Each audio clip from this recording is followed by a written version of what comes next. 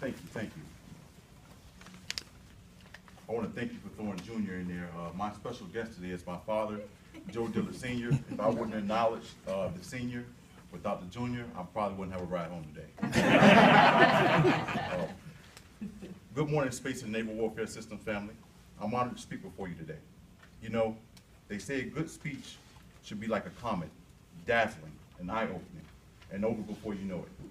I don't know how well I can do the first two, so I'm gonna try to get the last one right.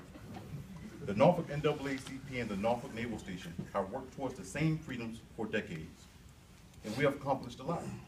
Together, we have provided disadvantaged, hard-working families a chance at economic stability. We have introduced real opportunities to our at-risk youth. We set an example and helped make Norfolk the city it is today.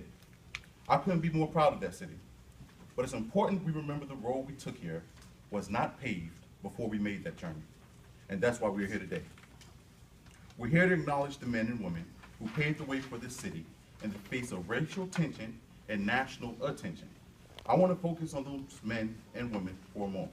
I want to highlight how they have made Norfolk the greatest city in the country. In the fall of 1958, when Governor Allen ordered Granby, Norview, Maury, Northside, and other Norfolk public schools to close rather than comply with national desegregation laws, those men and women did not waver. Those men and women stood taller, and on February 2nd, 1959, Norfolk trumped massive resistant state laws and sent 17 black children to previously all-white schools. They sped at those kids, they threw rocks at them, and it went on for months. But those students went to school every day, and they changed our city. They touched our lives. Even before them, we saw brave men and women fight to protect our country's freedom and serve to protect our country's humility. In February of 1840, a slave named William Carney was born right here in Norfolk, Virginia. His bravery led him to escape to Massachusetts with his father and eventually purchased his own whole family's freedom. But William did not stop there. William went on to serve as sergeant with the 54th Massachusetts Volunteer Infantry. Slave owners had beat William. They hurt his family, and it went on for most of his childhood. But on July 18th, 1863, William saved the American flag during an assault on Fort Bragg, despite being wounded several times, and became the first African-American awarded the Medal of Honor. William told his comrades he only did his duty. The flag never touched the ground. Being 25 years old, my generation we have seen the most disrespect to the American flag. So that really touched me, because I've seen Lil Wayne in videos drop the flags and they hit the ground. This man put his life on the line, and he said the flag was never to touch the ground, and that was his duty. So when we talk about today's history, I want to hit home for a lot of you guys. Let's speak of Vice Admiral Michelle Howard. She took command of the USS Rushmore on March 12, 1999, becoming the first African-American woman to command a ship in the U.S. Navy.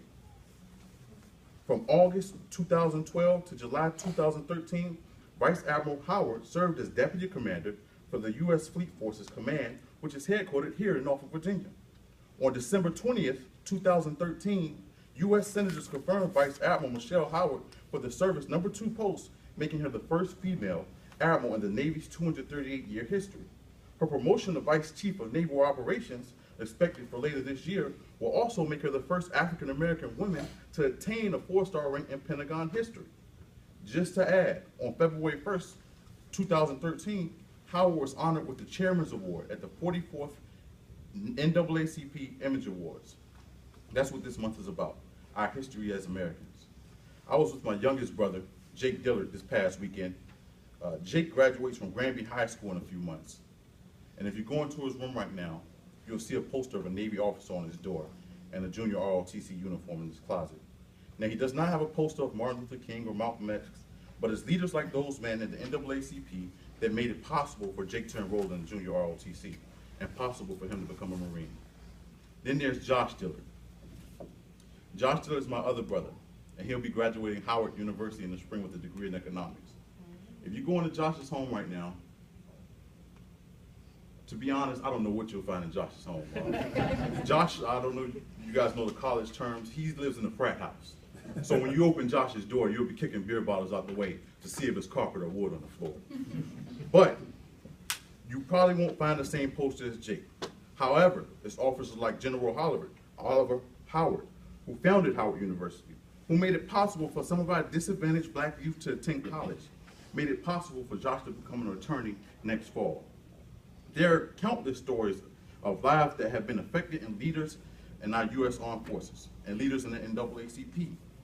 Most of us wouldn't stand here if it wasn't for our predecessors and the sacrifices they made. And that's what this month is all about.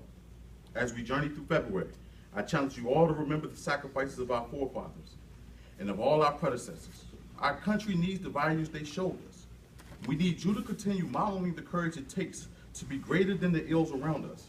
And, most of all, we need to provide each generation a better Norfolk than the generation before them. We are all part of a legacy that is still being written. A. Philip Randolph once said, "Men often hate each other because they fear each other. They fear each other because they do not know each other. They do not know each other because they cannot communicate. And they cannot communicate because they are separated." We are no longer separated, Norfolk. Thanks to the courageous efforts like people of the Norfolk 17, the Norfolk Naval Station Norfolk, and the city of Norfolk, we are one. And as one, I want to applaud you for upholding the legacy every day. And I want to wish all of you a happy Black History Month. Thank you.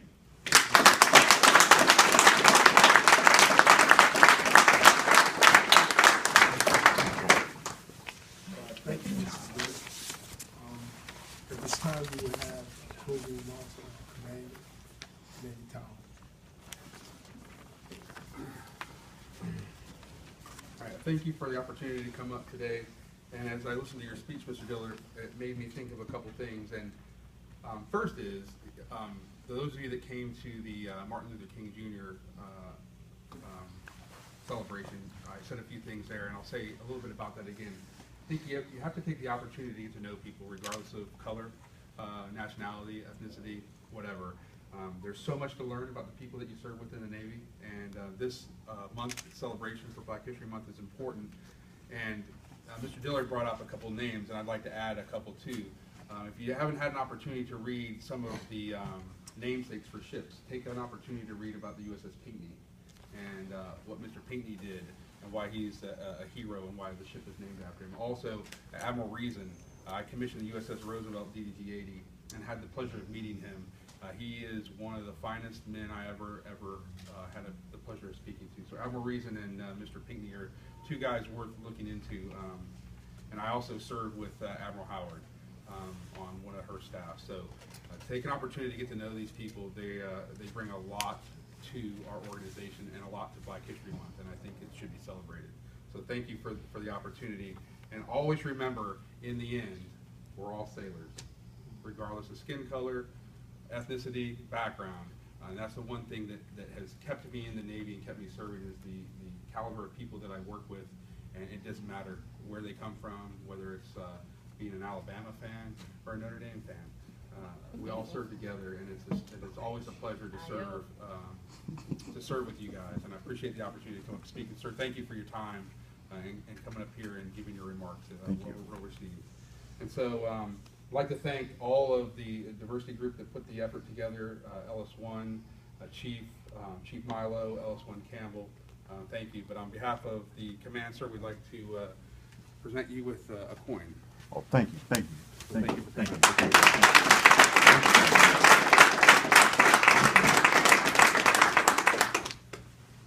Thank you, sir, for your words. And thank you, too, sir, for your words and spending time with us.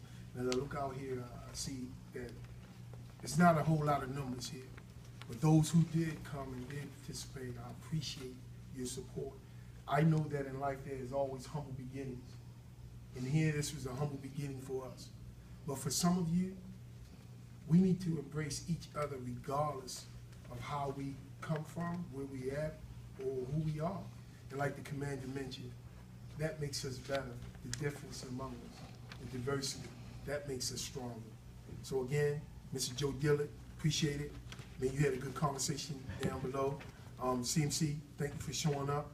Commander, again, thank you for giving us the support. And every sailor in here, and every civilian that showed up, I do personally appreciate it. And Master Chief has something for you afterwards. No, I'm just kidding. All right, this concludes our ceremony at this time. We have some refreshments in the back. I thank you again for coming.